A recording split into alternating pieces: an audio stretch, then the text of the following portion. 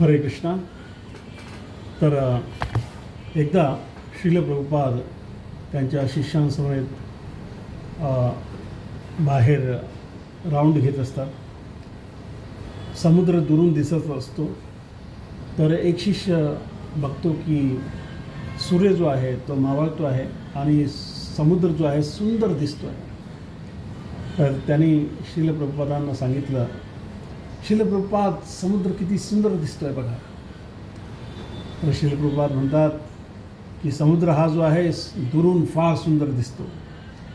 आपण जर समुद्राच्या जवळ गेलो, त्याच्या अंतरंगात गेलो, तर तोच समुद्र आपल्याला भीषण दिसतो, घातक दिसतो.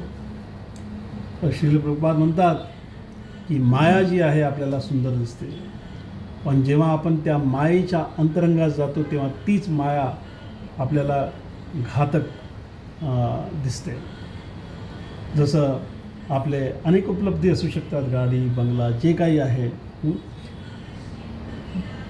ते असलं पाहिजे, पण तेच आपलं सर्वस्व आहे. त्याच्यामध्येच आपण संपूर्णपणे आसक्त राहिलं तर तेच जे आहे आपल्याला समुद्राप्रमाणे घातक भासू शकतं.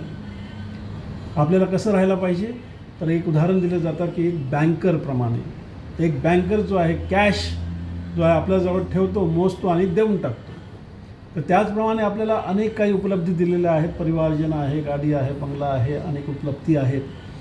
त्याला एका बँकरप्रमाणे किंवा एका केअरटेकरप्रमाणे सांभाळण्याचा प्रयत्न केला पाहिजे.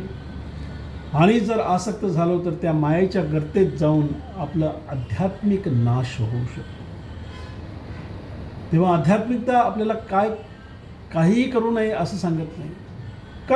करू शकतो, उपलब्धी प्राप्त करू शकतो, पण त्याच्यामध्ये आसक्त होणं जे आहे आपल्या आध्यात्मिक जीवनासाठी चांगलं नाही आहे. आणि ही जी आसक्ती आहे हळूहळू जर नष्ट करायची असेल तर आपलं भौतिक कार्य करत करत करत आपल्याला आध्यात्मिक कार्य जे आहे त्याची उंची वाढवण्याचा प्रयत्न केला पाहिजे.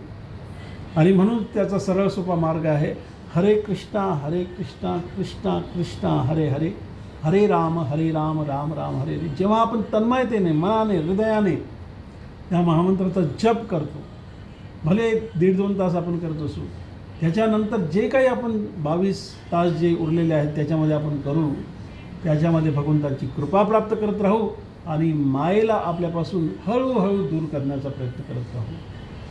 हरे कृष्णा. Thank you very much.